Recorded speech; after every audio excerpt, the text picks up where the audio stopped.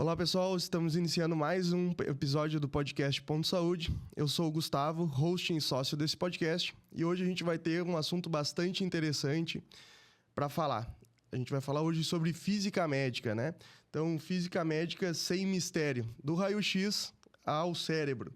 Então, para isso, a gente trouxe um convidado bastante especial, Felipe Schuch, ele que é físico formado pela PUC aqui do Rio Grande do Sul, com mestrado em engenharia biomédica pela PUC, com colaboração na Bélgica, e atualmente doutorando em medicina no departamento de radiologia do Hospital de Clínicas da Faculdade de Medicina de São Paulo e consultor de física médica. Então, queria agradecer a tua presença, Felipe, e hoje a gente vai falar sobre esse assunto bastante curioso, e eu agradeço a tua presença. Pô, eu que agradeço. Acho que é sempre legal falar do que a gente faz no dia a dia, do que a gente gosta de fazer, né? E agradeço o teu convite aí. Vai ser um prazer ficar falando aí um tempo sobre meu trabalho, sobre um trabalho que a gente desenvolve aí, que muitas vezes não chega na população, né?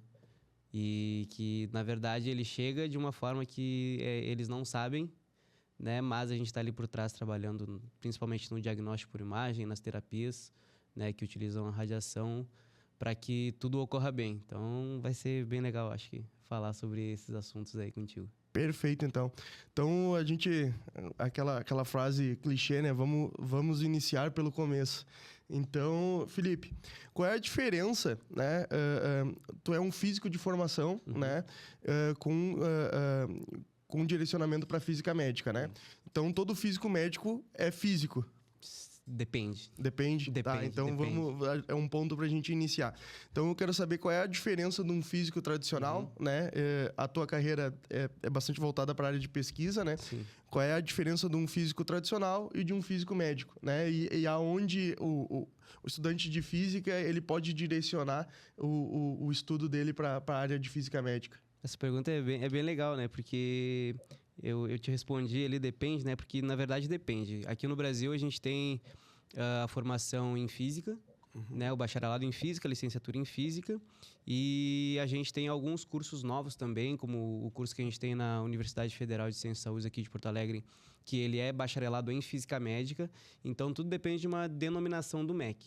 Né? Na PUC, quando eu fiz a faculdade, era o bacharelado em física, então todas as cadeiras de física básica, desde mecânica newtoniana até mecânica quântica, a gente teve, né? Tem nesse currículo de física médica também tem, mas a gente também tem a linha de formação, né? E isso permite pra gente que se forma o bacharel em física, permite uma pluralidade que, no meu ponto de vista, ela é maior, porque a gente está recebendo o título de físico. E aí a gente tem a linha de formação em física médica, que vai permitir que a gente tenha, né, a base do conhecimento para estar trabalhando na área, né, a partir que a gente se forma, né? E para quem quiser fazer, né, para quem fizer o bacharel em física e não for formado em física médica, a gente também tem uma possibilidade bastante grande de acabar entrando na área, né? E hoje a gente tem as residências multiprofissionais, né? A gente tem várias áreas e a física médica é uma delas. Então, aqui em Porto Alegre, a gente tem 3 hospitais, né? No São Lucas da PUC, na Santa Casa e no Hospital de Clínicas, a gente tem a residência em física médica.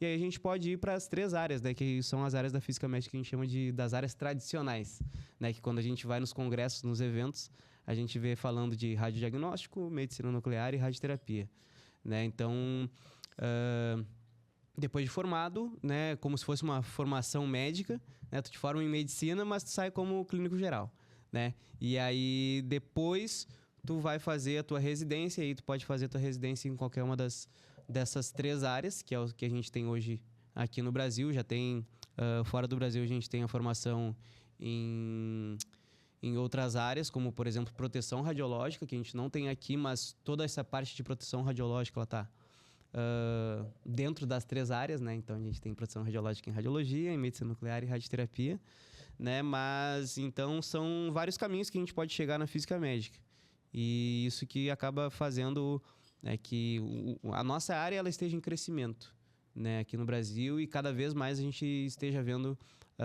a importância mesmo, né, do profissional de física médica para a população. Perfeito. Então, Felipe, quando a gente fala sobre diagnóstico por imagem, seja ele e medicina nuclear, né? Quando a gente fala ali sobre a ressonância, quando a gente fala sobre raio-x, o físico médico sempre está por trás, atuando ali. Como é que funciona? Como é que é a atuação de vocês por trás desse trabalho? Então, dentro das 3 áreas, a gente vai ter as áreas diagnósticas e as áreas de terapia, né? Acho que a mais tradicional que a gente tem hoje, mais difundida, é o radiodiagnóstico, né? Da parte da radiologia, em que o físico médico ele vai ter um papel de fazer o controle de qualidade, a garantia da qualidade de todos os equipamentos, né? Então, principalmente na parte de testes, na parte de controle, para ver se o quanto de radiação está saindo daquela máquina, né, de raio-x, por exemplo, ela está conforme com o que a gente tem previsto na legislação e nos guidelines, que a gente chama, né, de proteção radiológica. Na medicina nuclear, a gente tem os 2 vieses, né, que a gente tem a parte do diagnóstico e a parte da terapia. E a gente também faz, né, a garantia da qualidade dos equipamentos. A gente também trabalha no planejamento das terapias, né, com radioisótopos. E aí na radioterapia também tem essa parte do controle de qualidade e do planejamento das terapias dentro da radioterapia, né? Então, a gente tem um trabalho muito mais de backstage, assim, que a gente chama, né? Mas se tudo está funcionando nos conformes e se o serviço que tem algum equipamento com radiação ionizante funcionando no Brasil, pode ter certeza que vai ter um físico médico por trás daquele serviço, né? Não existe nenhuma possibilidade desses serviços estarem abertos sem ter o aval de um físico médico. Perfeito. Então, além disso, né, Felipe, a gente tem muitos tabus que acontecem, né, sobre a radioatividade, né? A gente teve alguns acidentes no Brasil e teve alguns acidentes fora do Brasil também, outros com bastante repercussão, outros nem tanto, né? E aí o pessoal tem muito medo, né? Sobre é um clichê, assim, tu falar sobre radioatividade, né? Exato. E aí a gente já entra também em toda essa nas bombas atômicas também, que já é uma arma de dissuasão, né? Que causa todo aquele medo por causa do acontecimento na Segunda Guerra Mundial. E o pessoal tem muita dúvida, né? Quando eu faço raio-x, né? Aquilo ali, ele vai me trazer risco de vida? Ou aquela exposição, ela é irrelevante naquele momento ali? Ela vai me trazer mais benefício do que problema? É uma boa pergunta, né? Acho que quando a gente vai falar de radiação, principalmente da radiação ionizante, né? Que é o que a gente viu os grandes acidentes aí, como Chernobyl, né? Que eu acho que foi o primeiro, até depois das bombas atômicas, né? Quando a gente começou a falar de radiação, teve esses acidentes. Mas desde 1800 e na década de 1890 ali, quando foi descoberta a radioatividade por Henri Becquerel, a gente tenta entender como ela funciona e o que ela traz de benefício e de malefício para nós, né? Mas foi só depois que a Marie Curie conseguiu isolar lá 1 grama de rádio, né, que hoje serve como uma unidade de medida de atividade, que é um Curie, que começou a se difundir mais. Então, muita gente não sabe, mas a Marie Curie ela é uma física. Ela estava fazendo o doutorado dela na França e fazia parte da tese de doutorado dela, né? Fazer o isolamento e o enriquecimento do rádio, né? Então foram toneladas e toneladas de rádio para isolar 1 grama de rádio, e aquele rádio tinha uma atividade de 1 Curie, que é o que a gente chama hoje. E aí depois, né, com o aumento e a demanda isso no início da década de 1900. E aí estourou a Primeira Guerra Mundial e a Marie Curie foi uma das pessoas que foi responsáveis pelas primeiras radiografias ali em campo de batalha, né, para verificar ferimento, alojamento de bala e tudo mais com a radiação. E aí é claro que depois se difundiu muito, né, nas primeiras décadas ali de 1900. E a partir de então, né, com essa difusão, a gente tinha produtos cosméticos, né, ponteiros de relógio com urânio, com rádio. e começou a se notar na população um aumento, né, principalmente do câncer na população devido a essas exposições. E é aí que a gente começou a se preocupar com proteção radiológica. Então, antes desses acidentes grandes que a gente sabe, né, já começou essa discussão de proteção radiológica, etc. E hoje em dia, o que a gente tem de regulamentação aqui no Brasil, ela é muito eficiente, né? E para acontecer algum acidente, para acontecer alguma exposição não necessária, uma exposição acidental, precisa passar por várias camadas de segurança que a gente tem como protocolos, né? Para algo dar errado, né? Então, tem várias camadas que a gente tem que seguir de segurança para falar sobre a radiação e ela chegar a algum problema, né? Mas a gente teve esses acidentes, que foram vários sinais ignorados ao longo do tempo, né? Então, a gente tem... né? Vou trazer 2 exemplos aqui. Um deles, o Césio 77 em Goiânia. Na verdade, que foi uma clínica de radioterapia que foi desligada. Foi por um lixão, né? E aí, os catadores de lixo, eles entraram na clínica que estava fechada, né? Uma clínica abandonada. E aí, encontraram o equipamento de radioterapia. O equipamento de radioterapia ele é relativamente grande, né? Daí eles pensaram eles tiraram o núcleo porque tinha chumbo, né? Vou desmontar. Pra vender, né? E aí tinha a cápsula de Césio-137, né? Encapsulada. Ela envolta por chumbo por causa da proteção. Blindada com chumbo. Só que daí eles pensaram, vou abrir esse chumbo e vou vender. E aí ali eles viram o Césio, né? Ele tem uma radiação... brilha, né? Que brilha, né? A radiação de Cherenkov, que a gente chama. E aí foi o maior acidente radiológico do mundo, né? Então afetou várias pessoas, teve, né, uma mobilização bastante grande, inclusive... É isolado até hoje lá, né? Tem uma área isolada, né? Eles fizeram um grande depósito ao céu aberto, né? Lá em Goiânia mesmo, para todos os rejeitos e tudo que teve contato com esse material ficar decaindo lá ao longo dos anos, porque era uma atividade muito grande, né? Então, a gente pensando, né, na radioatividade... né, ela demora um tempo para decair, né? A gente chama as meias-vidas que a gente tem, né? Então vai decaindo ao longo do tempo. E isso faz com que...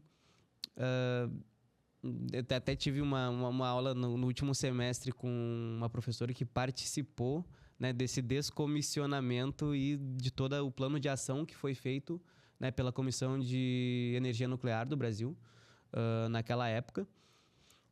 De como eles trabalharam, de como eles procederam, né, de fazer o isolamento de todos aqueles materiais. Mas, voltando à tua pergunta inicial, né, eu acabo fugindo um pouco aqui, porque tem muito para falar. Hoje, as exposições médicas, que a gente chama, elas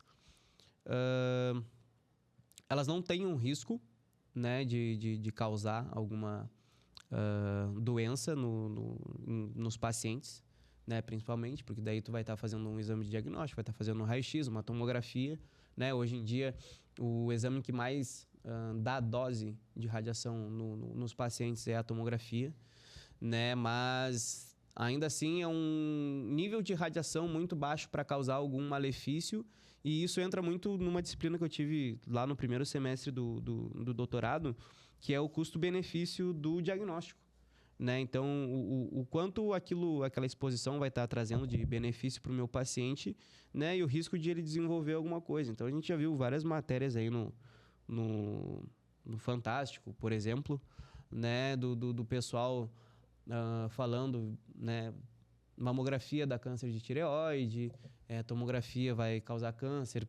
Por exemplo, né? Uma tomografia de abdômen e pelve, que hoje é o exame que a gente tem... mais quantidade de radiação incidindo sobre o paciente, né? Isso dentro do benefício de ter um diagnóstico, uma tomografia para, né, principalmente para partes moles ali do abdômen, que a gente chama, né, vai ser muito maior o benefício do diagnóstico do que o malefício daquela pessoa estar recebendo a radiação em si, né?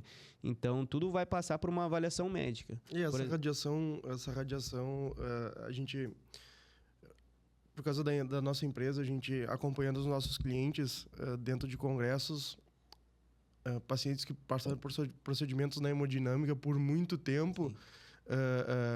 Eu já vi relatos, né, desses nossos clientes durante o congresso, que ela causa queimadura ali, né, por causa da exposição por bastante tempo, né?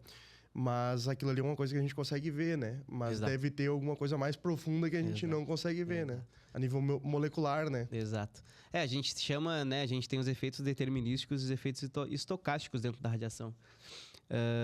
E os determinísticos são aqueles que precisam de um limiar de dose, de um limite de dose para acontecer, né? E os estocásticos, não. Os estocásticos, eles são mais acumulativos. Então, não tem como tu prever um risco, né, por uma exposição que tu teve, né? Mas a hemodinâmica, dentro do... E aí a gente já não chama mais de parte de exame, né? Já é uma parte de procedimento, né? Ela tem relatos, assim, né? De pacientes com queimaduras, radiodermite, que a gente chama, né? Depois da exposição. E isso é uma coisa... Um quadradinho certinho exato, ali exato, né? Então... Mas hoje em dia isso é bem menos comum. Sim. Né? Por quê? É só se o paciente precisa ficar muito tempo dentro da sala de cirurgia. Né? Exatamente, mas também é muito por causa da física médica, né? Então, sim, lá o físico do radiodiagnóstico, ele vai garantir que ele vai ter o médico, né, que vai estar fazendo o procedimento ali na hora, ele vai ter a melhor imagem com a menor dose possível. Então, a gente tem vários protocolos de otimização de dose, né? Esses médicos também são treinados, né, para fazer o mínimo, sim, de exposições possíveis nos procedimentos. Por quê? Para proteger o paciente e proteger a si mesmo, né? Porque daí a gente tem em questão de agora que a gente espalhada. Fugiu um pouquinho da pauta que a gente entrou dentro da sala de hemodinâmica, né? Queria saber duas coisas de ti, né? Quando os médicos, né, e os enfermeiros e os técnicos, quando eles entram dentro, eles usam aquele petzinho, né, que mede a radioatividade, né? Qual é a finalidade daquele petzinho? É para medir a radioatividade que aquela pessoa está sendo exposta durante um período, e aí, por exemplo, se ela estourou, ela tem que ficar um tempo fora da sala de hemodinâmica. Explicando para o pessoal entender, né? Dentro da sala de hemodinâmica ali é praticamente um raio-x constante, né? Isso. E durante o procedimento ali, enfim, de radiologistas intervencionistas, enfim, todas as especialidades que fazem uso da hemodinâmica, né, para fazer esses procedimentos. Então, explica para nós qual é a finalidade, para o pessoal entender como é que é o nome técnico e qual é a finalidade. Aquele ali, aquele petzinho ali, ou crachazinho que usa é o dosímetro. Né? O dosímetro, ele serve para gente que trabalha no setor de física médica saber o quanto de radiação, de exposição à radiação, na verdade, né? Os IOEs, que a gente chama, os indivíduos ocupacionalmente expostos, estão sendo expostos à radiação, né? Chega a ser até meio redundante, assim. Mas... é bem isso que tu falou, né? Os indivíduos que são expostos além daquilo que a gente tem como limite. Então, a CENEM, que é a Comissão de Energia Nuclear do Brasil aqui, ela tem limites estabelecidos, né, de exposição para tu ter uma exposição segura, inclusive enquanto tu trabalha. Então... E a gente usa aquela roupa de chumbo também que protege bastante, Exato, né? Então a gente bastante tem os aventais plumbíferos, protetores de tireoides, gônadas, etc. Exatamente para isso, né? Para diminuir, para minimizar, né, aquela exposição à radiação ali que a gente está sofrendo durante o procedimento. E isso é bastante importante, porque chega um momento que tu tá tão exposto à radiação que tu precisa, na verdade, não se expor mais, né, durante um limite de tempo. Então, a gente tem limites mensais, anuais e a cada 5 anos, se eu não me engano, pela norma, que tu não pode acumular, né, uma dose acima do limite naqueles 5 anos, senão a gente precisa abrir uma investigação. Existem os níveis de investigação e os níveis que a gente precisa realmente afastar os profissionais, né, porque aí eles já se expuseram acima daquele limite de investigação. Quando eles chegam nesse limite, a gente abre a investigação, a gente tenta investigar, né, o porquê que aquele profissional ele vai estar se expondo tanto, né? E aí a gente toma alguma medida de ação, alguma medida protetiva. Para quê? Para que ele deixe, né, de se expor daquela forma que ele estava se expondo antes. Mulheres grávidas também não podem frequentar a sala de hemodinâmica, né? Por risco à gravidez, ao feto, né? Hoje em dia, né, saiu uma nova portaria e uma nova norma da CNEM que hoje qualquer mulher grávida que trabalhe em setores que possuem radiação ionizante, né, elas devem ser afastadas, né? Então, além disso, entra na questão da lei trabalhista, né, de não se expor à radiação, né? Porque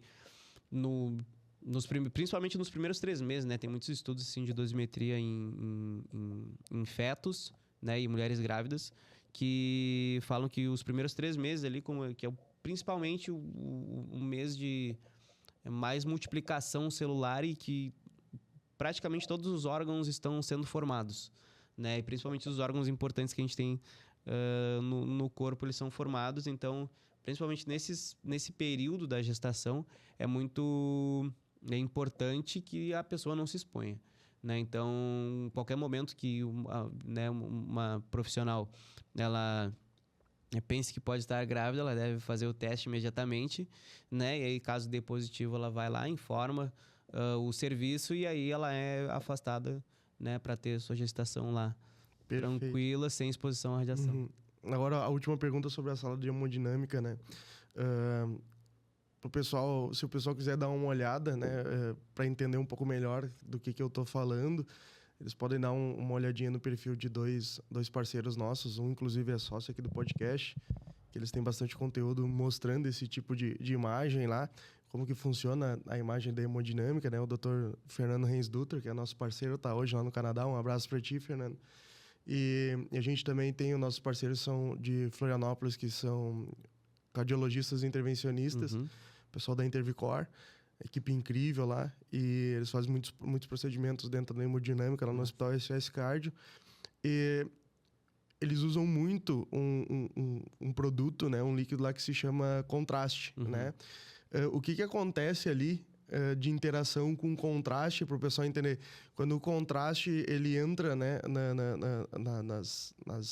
na via venosa ou arterial, o médico ele consegue ver, né, bem direitinho o que está acontecendo, para onde está indo, se está irrigado, se não está irrigado e tudo mais. O que acontece ali que o destaque, o contraste, desculpa, ele modifica a cor dos demais líquidos que estão dentro do corpo do paciente. É o que a gente chama de, né, na literatura de romance, a gente tem o famoso 50 tons de cinza, né?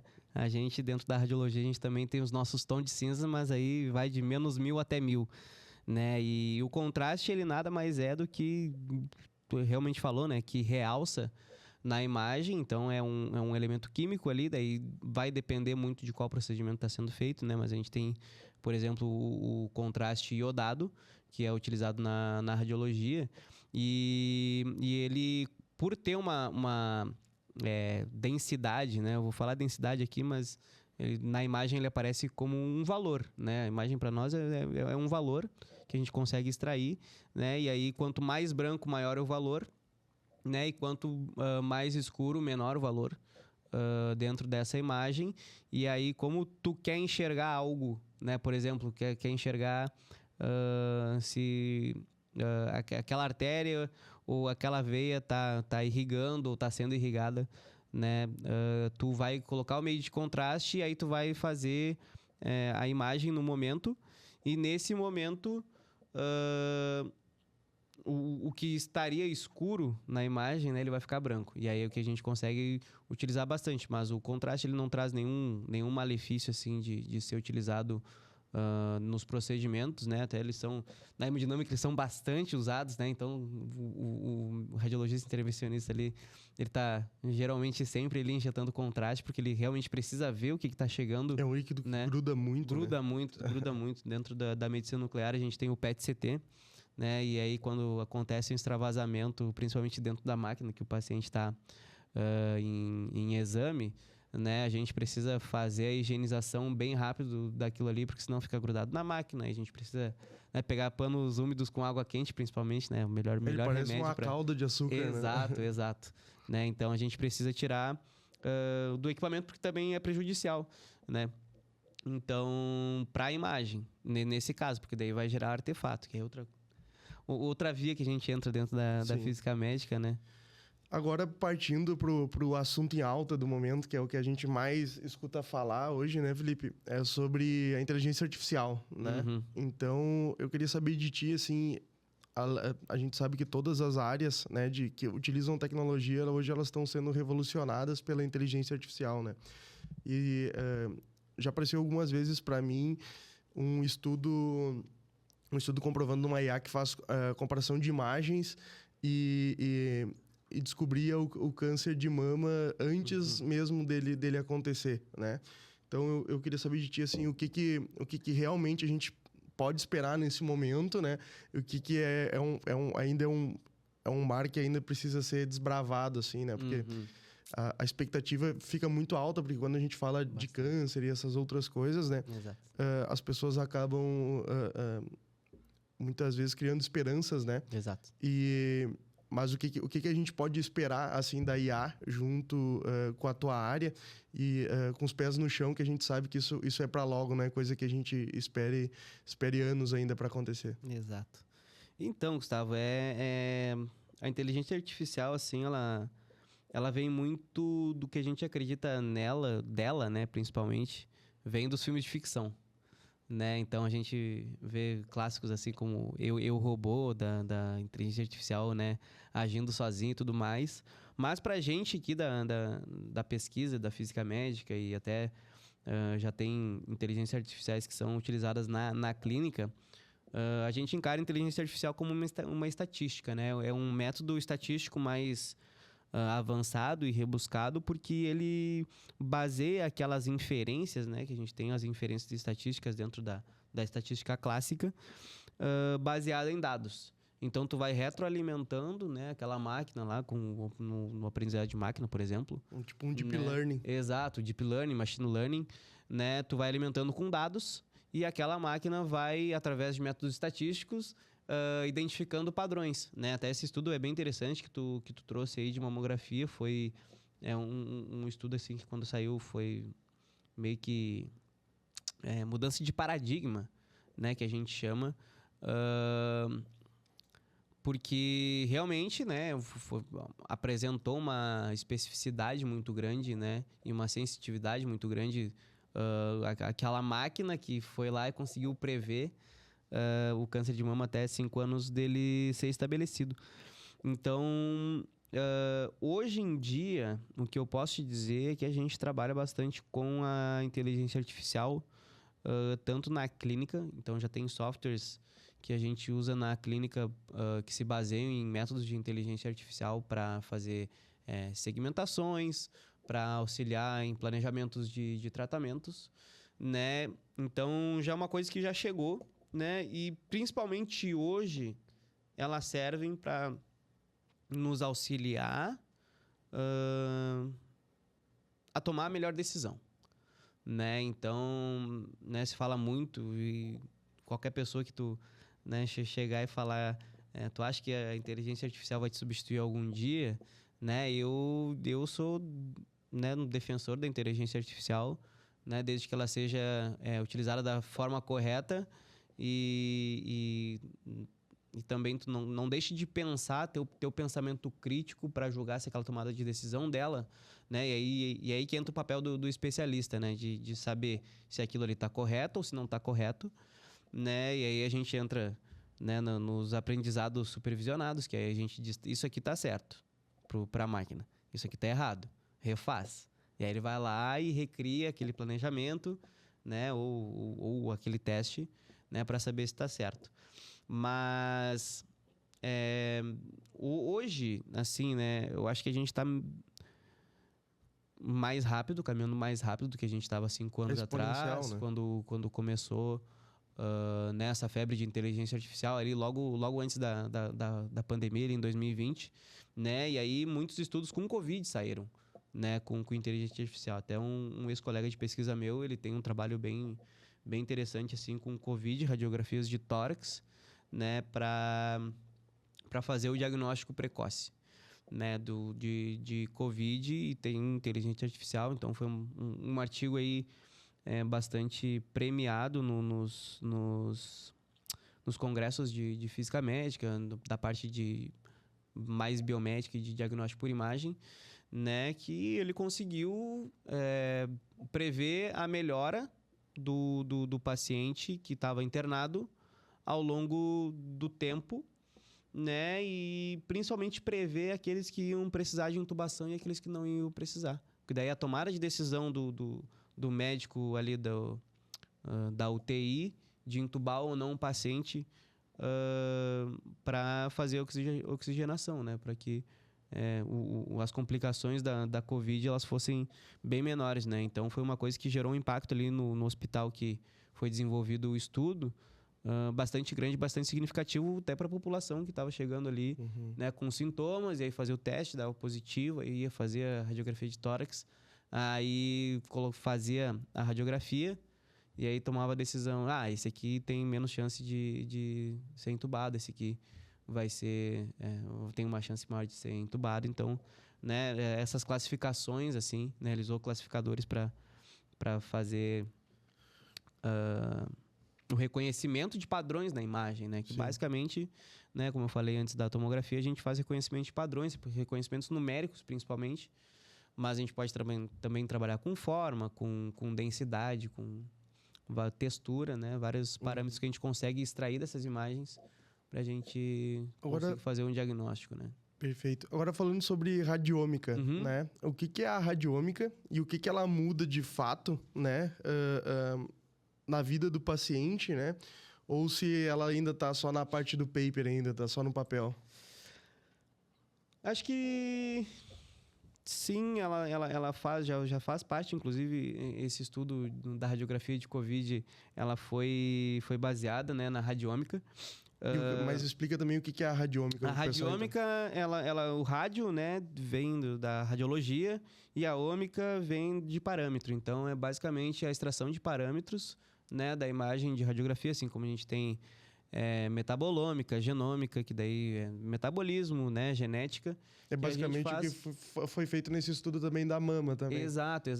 Ele analisa um padrão da imagem e a evolução dele até onde chegou. Exato. Esse estudo é bem interessante também, porque a gente teve acesso, na verdade, eu e alguns colegas, né, quando a gente começou a falar de trabalhar com radiômica, ali na época que eu estava no final do meu mestrado, e aí eu tinha um colega que estava entrando no mestrado e ele queria trabalhar com radiômica.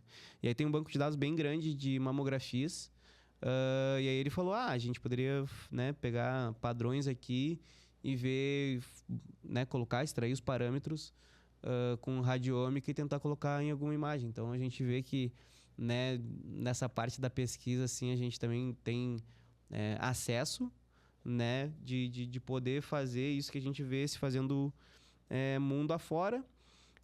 Então, hoje a radiômica ela tem um papel bastante grande. Ela agiliza também muito estudo, muita análise, né? Bastante, porque basicamente, como são parâmetros não tradicionais que a gente tira da imagem, né, para radiômica, às vezes a gente consegue identificar padrões que os olhos do especialista, do radiologista, do médico nuclear, nem o melhor do mundo consegue investigar, consegue ver. Exatamente, né? Então, tem muito... E aí, tudo vai depender, né, do que a gente tem de auxiliar daquela máquina que está aprendendo e está vendo todos aqueles dados, e é uma infinidade de dados que a gente tem, né? Tudo aquilo que os olhos não conseguem ver, né? Então, a gente tem esses padrões, né, de textura, que a gente traz até um pouco da estatística básica para a radiômica, né? Porque se tu testar um método de radiômica, né, tu extrai todos os parâmetros da radiômica e com um método de estatística padrão convencional que a gente tem, tu consegue identificar algum padrão, a inteligência artificial ela vai ser deixada de lado, né? Mas como geralmente a gente não tem, a gente coloca, né, dentro de uma inteligência artificial, machine learning, deep learning, né? O deep learning hoje ele cresce muito com a radiômica, e a radiômica também com Deep Learning, né? Foi exatamente por essa capacidade do aprendizado da máquina ela ser muito mais rápida e ser baseado, né, naquela acumulação de informação que a gente tem, né? Então, mas tem que ser tomado bastante cuidado, né? Porque para tu trabalhar com radiômica a gente precisa de qualidade de imagem, né? Então, dentro da medicina nuclear a gente tem o PET, e tem radiofármacos que tu não consegue, né? Conseguir uma qualidade de imagem, né? Principalmente é uma imagem que tem um pouco mais de ruído intrínseco, né? A ela, que faz com que as tomadas de decisões baseadas em radiômica elas sejam tão específicas que tu não sabe se aquilo é ruído ou se aquilo é realmente algum parâmetro radiômico que está levando alguma resposta. Mas é possível a gente utilizar, tem bastante estudos, né, dentro da física médica, mais na parte de radiologia, mas agora está crescendo também na medicina nuclear. E a gente sempre espera que isso chegue na população, né? E eu acho que quanto mais for disseminado o assunto, né, mais perto de chegar na população a gente está, né? Com esse aumento da utilização da inteligência artificial, Felipe, eu queria saber assim, como é que vocês evitam um erro, né, de um algoritmo, enfim, e vieses, né? É no próprio treinamento dele, ou, por exemplo, assim, o próprio algoritmo, no momento que ele começa a acumular ali a quantidade de imagens, ele pode surgir algum erro a partir dali dele e tem como vocês perceberem esse erro e corrigir, ou ele só vai ser perceptível depois que o erro acontecer? Depende, né? A gente tem vários métodos. Então, a gente tem o método supervisionado e o método não supervisionado, né? No supervisionado, a gente fala basicamente para a máquina, para que vai estar fazendo o aprendizado ali, o que a gente quer ver, né? Então, são basicamente padrões que a gente vai inserir, né? Dar de comando ali para a máquina que a gente quer e ela vai entregar o resultado. E eu acho que, hoje em dia, o viés ele entra muito na questão do especialista, né? Do especialista, principalmente ele ter a cautela e o discernimento de conseguir enxergar aquele resultado que a inteligência artificial está dando para ele, né? Para quê? Para saber se aquilo ali é útil, se aquilo ali principalmente faz sentido, né? Com a experiência que ele tem, de ser utilizado para uma tomada de decisão ou não, né? Então, hoje em dia eu enxergo basicamente, né, dessa forma, né? Mas sei que em muitos lugares também a gente consegue avaliar, né, os vieses, o quanto, né, de precisão e exatidão que a gente tem, né, numa tomada de decisão, o quanto aquilo ali é viável, né? Então, é claro que se tu chegar em 99, e é uma coisa que eu te trago, né? Tu chega lá em 99% de precisão, 99% de exatidão, é bem possível que tu tenha um bias, né? Por quê? Porque não existe um método que hoje vai lá e vai te dar esse 99%, esse 100% de certeza, né? Que, sei lá, tu vai estar fazendo uma predição, né? Vamos pegar esse estudo do meu colega, né? 99% de predição de que o paciente vai ser entubado, né? É um viés. Por quê? Porque nenhuma máquina ela vai ter, né, esses 99%, esses 100% de chance de acertar. Então, ele deve ter identificado algum padrão que é um viés. E aí, nesses estudos, saiu...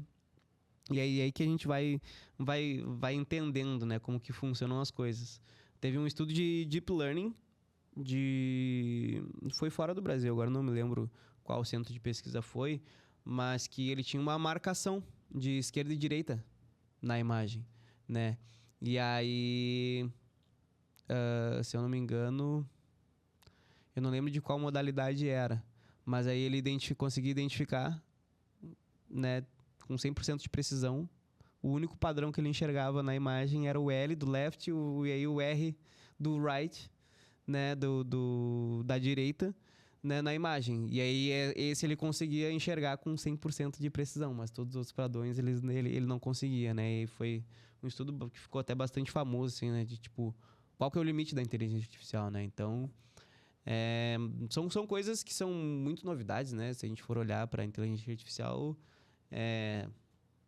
desde o começo dos anos 2000, mas agora muito mais na nossa área, né? Vem crescendo bastante. Então, acho que é muito mais a cautela que a gente tem que ter, da forma que a gente usa, principalmente, né? De como trabalhar e de como melhorar o nosso trabalho com ela. Entendi. Tu comentou ali antes sobre o PET, né? Uhum. Explica pro pessoal o que é o PET. O leigo não sabe, né? Então, Exato. explica para nós, pra gente entender o que é o PET. Quando eu falei em PET ali, eu cheguei até a fazer uma expressão aqui errônea, né? Tipo, não falei o que é PET. Agora eu vou explicar. Né? Então, o PET é uma modalidade de imagem que a gente tem na medicina nuclear, né? E até poderia ter trazido essa diferenciação antes, né? Mas dentro do diagnóstico por imagem, a gente tem a parte da radiologia e a parte da medicina nuclear, certo?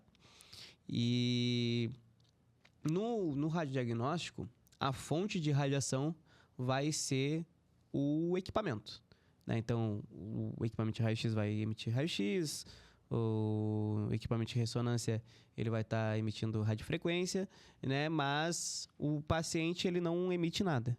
Na medicina nuclear já é diferente, né? A fonte de radiação vai ser o paciente. Então, dentro da medicina nuclear, a gente tem a cintilografia, né? E o PET. E são modalidades que a gente injeta um radiofármaco, e esse radiofármaco é o que vai levar, né, o material radioativo até a molécula que ele quer marcar. Então, hoje no PET, a gente tem 95% dos exames clínicos são com FDG, né, que é mais oncológico, a gente utiliza muito mais para oncologia. Por quê? Porque ele é uma molécula análoga à glicose. E aí a gente sabe que o tecido tumoral ele vai crescer, né, muito mais rápido do que o tecido, vai se multiplicar as células muito mais rápido do que o tecido sadio, então ele vai consumir mais energia. Nosso corpo gera energia a partir da glicose.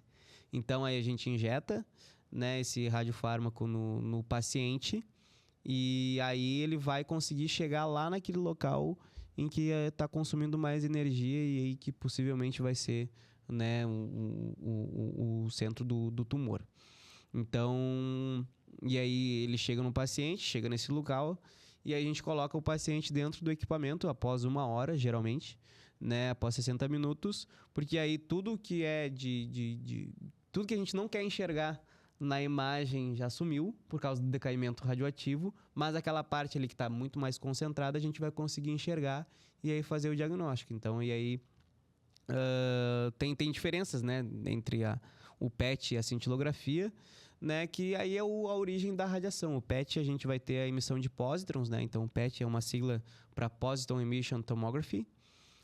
Então é a tomografia por emissão de pósitrons. Então a gente consegue ter os cortes volumétricos tomográficos ali para enxergar o paciente, né, e aí a cintilografia a gente vai ter a emissão de raios gama. Então, a gente tem um que emite pósitrons e outro que emite raios gama. Esses raios gama, eles vão ser detectados, e aí a forma de detecção ela é bem diferente também, né? A gente vai usar fótons colineares, outro a gente vai detectar todos os fótons que são emitidos pelo corpo do paciente.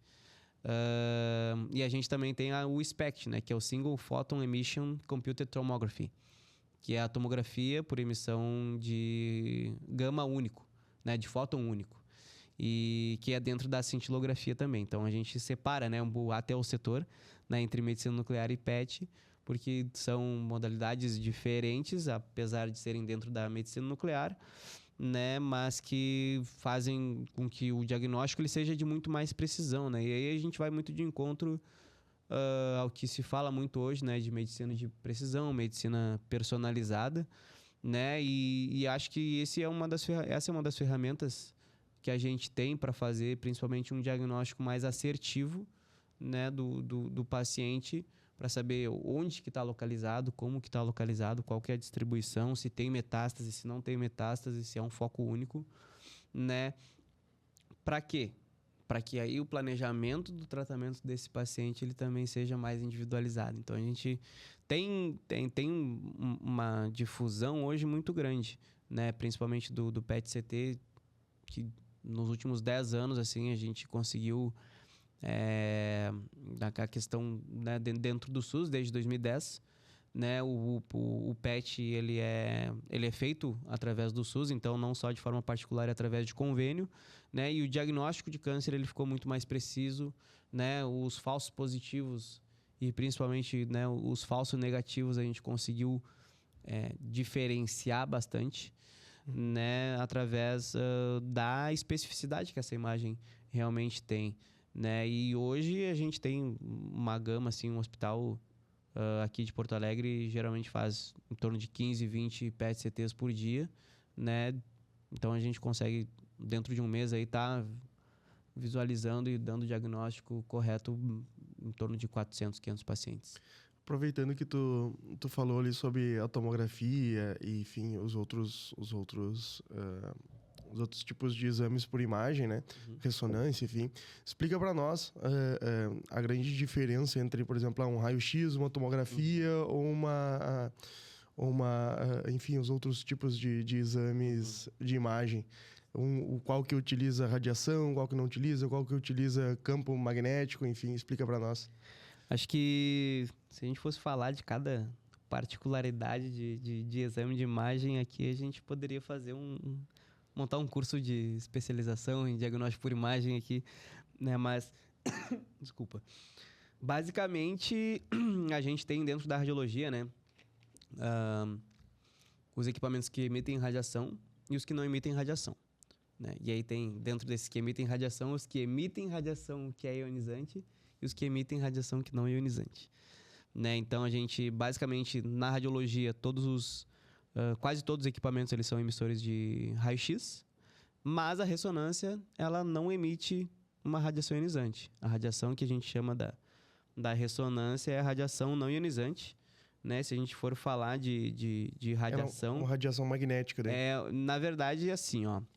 O equipamento de ressonância ele tem 2 princípios físicos atuando nele, e aí a complexidade dela é gigantesca, né? Até uma parte que, quando um físico da radiologia ele se especializa em ressonância, ele vai ser físico da ressonância pro resto da vida, porque a gente tem poucos físicos da ressonância especializados em ressonância, né? Mas basicamente, para explicar como a ressonância ali dentro da máquina funciona, é um eletroímã gigante. Um eletroímã gigante, né? Ele é alimentado por corrente elétrica, e aí a gente vai ter vários níveis de campo magnético gerado ali. Hoje em dia a gente tem equipamentos de 0,75, 1,5 e 3 Tesla utilizados na clínica, né? Tudo vai depender da indicação, de como que o médico vai... O médico prescritor ele vai querer que o exame seja feito, né? Mas não é só o campo magnético que vai fazer com que seja feita a imagem. E aí a gente entra na radiação, porque magnetismo ele é basicamente, né, o ímã que tu cola na geladeira, não tem nenhuma radiação ali.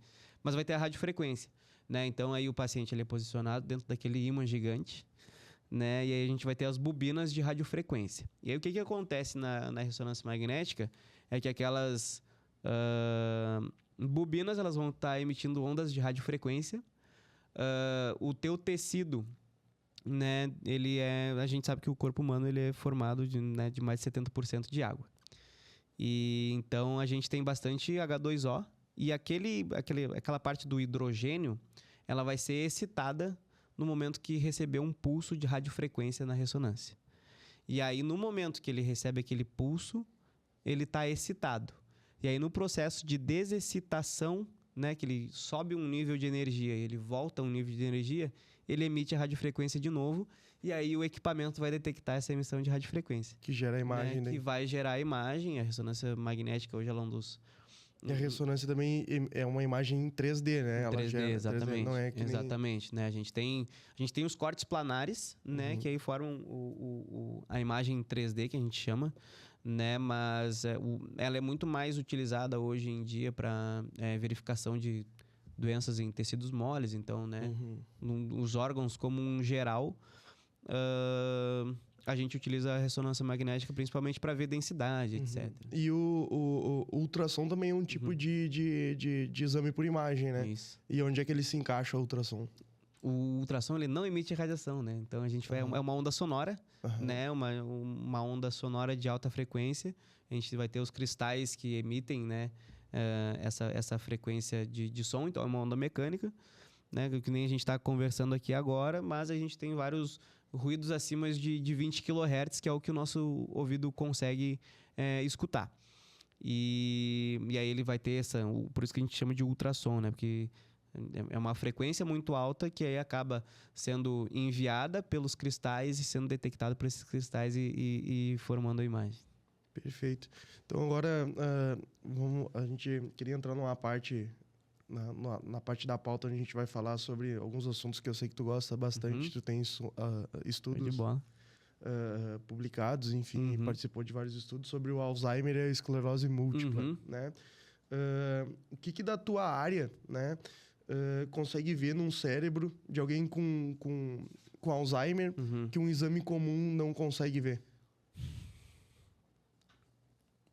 Não sei se o certo seria o que um exame não consegue ver, mas por essa precisão que a gente tem dentro do PET, né? Daí a gente vai entrar bastante no PET-CT. Desculpa. A gente vai ter os PET com os biomarcadores de amiloide. De amiloide não, de Alzheimer, né? E um deles é a amiloide, né? A proteína beta-amiloide, ela é uma das precursoras na cadeia que a gente chama da doença de Alzheimer, né? E ela é uma das precursoras. Então, ela é um dos primeiros biomarcadores que aparecem no cérebro do paciente com doença de Alzheimer. E aí ela vai desencadear o desenvolvimento da proteína Tau, aí que vai gerar neurodegeneração e aí o declínio cognitivo, causando a doença de Alzheimer. Então, o que a gente consegue ver é onde essas placas estão depositadas, né? Se aí faz sentido correlacionar com uma doença de Alzheimer ou se vai ser uma doença de lobo frontotemporal, né? Que aí já sai um pouco tá dentro do guarda-chuva da doença de Alzheimer, mas não é bem a doença de Alzheimer, né? Mas que acaba causando um declínio cognitivo. Então, acho que basicamente seria isso, né? O poder que a gente tem a nível molecular de estar marcando uma doença, né? E principalmente a gente conseguir fazer estudos que a gente consiga ver a deposição dessa proteína beta-amiloide antes do declínio cognitivo, que daí é a fase... que é a última fase da cadeia da doença de Alzheimer, né? E por quê? Porque quanto antes a gente começar um tratamento, se aquele tratamento for efetivo, né? Maior e melhor é o prognóstico do paciente. É aí que entra muito a nossa área, né? Porque daí a gente, além de ter os métodos visuais de avaliação da imagem, a gente tem os métodos quantitativos. E aí o físico médico ele vai estar ali elaborando, implementando e testando os métodos de quantificação, que a gente chama, né? Então, a gente extrai informações da imagem e aí isso também serve pro médico que está avaliando o exame, seja ele o neurologista ou o médico nuclear, ter um embasamento melhor para quê? Para que aquela inferência de diagnóstico dele, né, seja mais precisa, seja mais exata. Então, acho que é isso que a gente consegue ver, né? Mas hoje os estudos eles vão muito mais para essa parte de biomarcador, tem muito questão de custo, né? O PET-CT com marcador de amiloide hoje aqui no Brasil ele é um exame muito caro, né? E ele não entra no rol da Anvisa, então ele não é coberto pelo SUS nem pelos planos de saúde. E acho que quanto mais difundido, né, isso for e mais demanda tiver, acho que melhor para o diagnóstico. E isso faz com que a gente né, se acabe sendo porta-voz disso, né? Por quê? Porque a gente sabe a importância de diagnosticar precocemente ou até mesmo de tirar uma dúvida, né? Por exemplo, assim, o neurologista ele encaminha o paciente para fazer um PET com um marcador de amiloide, para ter certeza, né, de que existe todas as evidências do diagnóstico do Alzheimer e uma delas é a presença de placas beta-amiloide no cérebro. Então, a gente consegue visualizar isso nessas imagens, né, mas ainda é pouco difundido.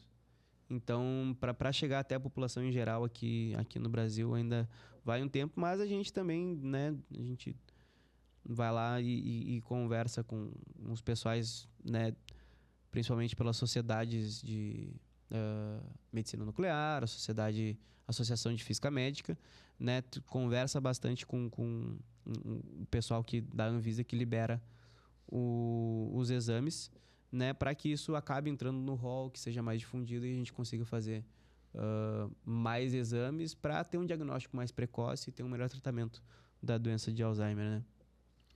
Agora falando sobre a esclerose múltipla, né? Quando a gente fala ali sobre marcadores de neuroinflamação e como quantificar, né, as lesões, onde é que a tua especialidade entra nisso, né? E os estudos que tu tem conhecimento, como que dá pra gente fazer isso de uma forma objetiva e assertiva? Como é que vocês fazem essa orientação? Acho que falar de quantificação de neuroinflamação é como chegar no quintal de casa, né? Não que eu saiba tudo, né? Mas foi a primeira parte da física médica que eu fiz pesquisa, né? Eu acho que eu aprendi muito, pude estudar bastante, ter contato com referências realmente, né, da área. Mas hoje a gente ainda está um pouco mais longe do que a doença de Alzheimer. Por quê? Porque a neuroinflamação, os marcadores que a gente tem para ela hoje, eles são inespecíficos, né? Então, o que a gente tem especificidade muito grande para amiloide, por exemplo, para o Alzheimer, hoje para a esclerose múltipla a gente não tem muita especificidade, mas a gente tem sim, né, marcadores que eles conseguem permitir com que a gente visualize e quantifique, né, o quanto de inflamação tem no cérebro, né, principalmente. Mas hoje ainda são estudos de fase 3 que a gente chama, né? Então são estudos clínicos, principalmente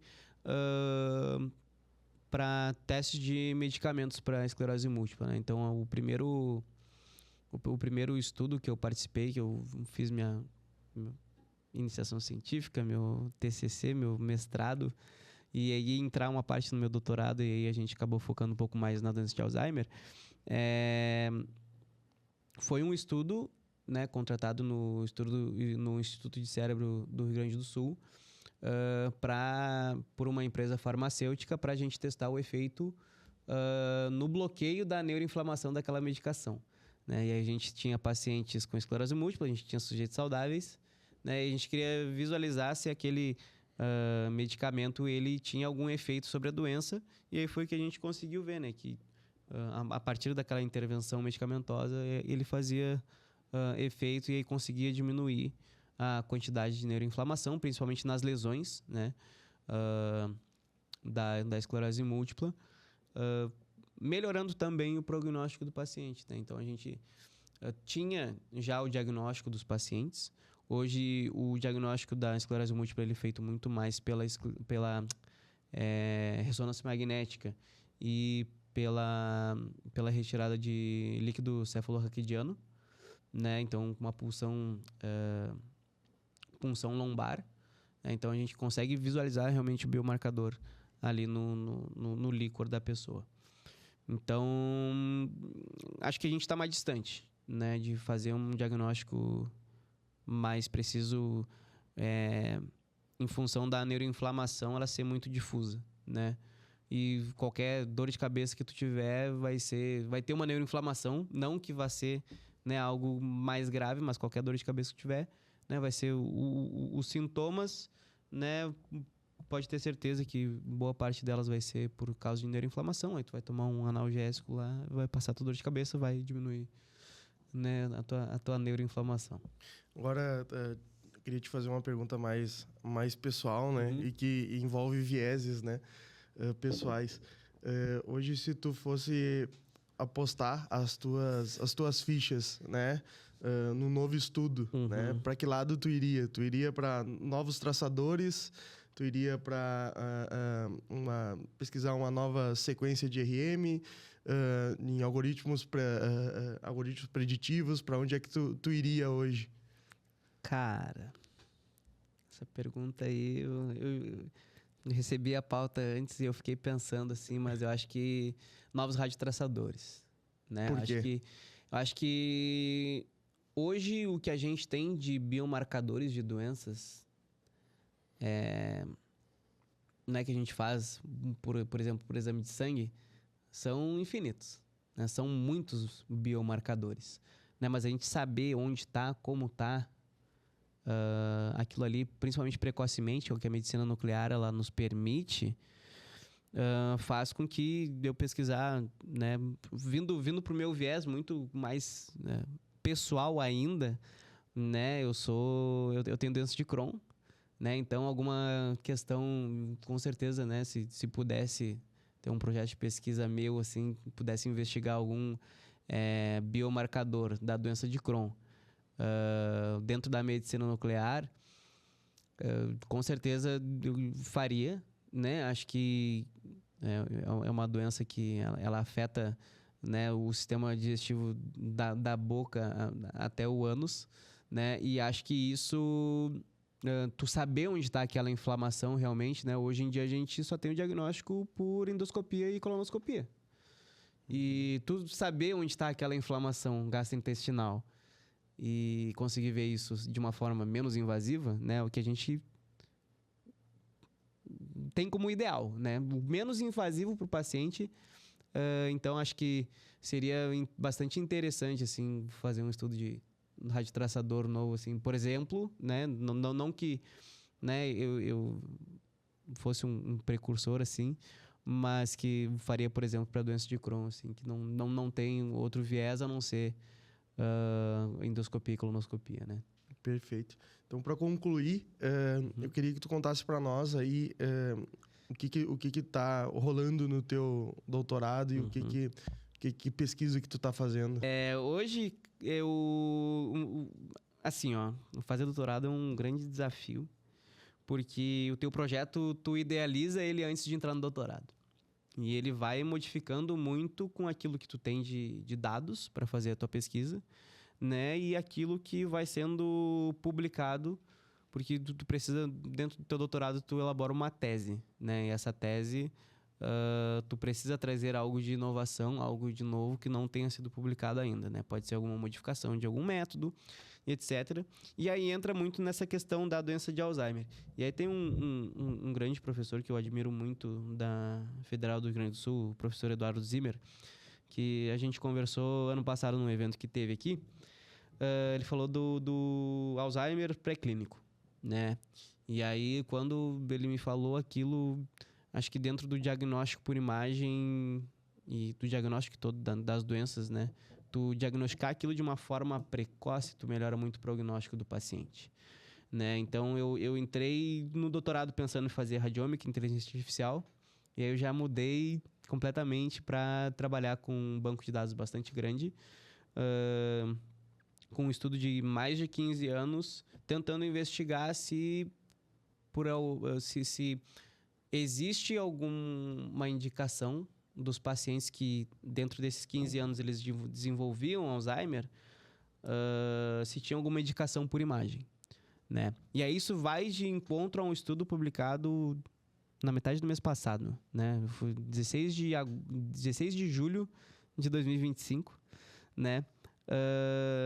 Um estudo da Nature que saiu com 12 mil sujeitos, analisando a relação das placas beta-amiloide com proteína tau, com ApoE, que é um marcador genético que gera o risco, né, que os sujeitos que têm aquele marcador genético, eles têm um risco aumentado de desenvolver a doença de Alzheimer, né, e cognição, com 12 mil pessoas.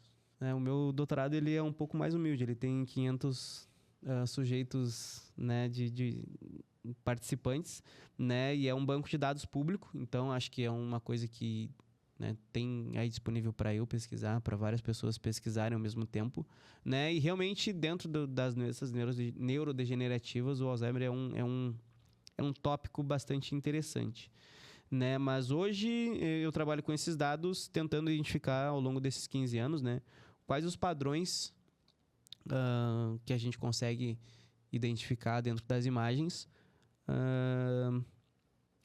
nesses pacientes que ao longo desses 15 anos, infelizmente, eles desenvolvem a doença de Alzheimer, né?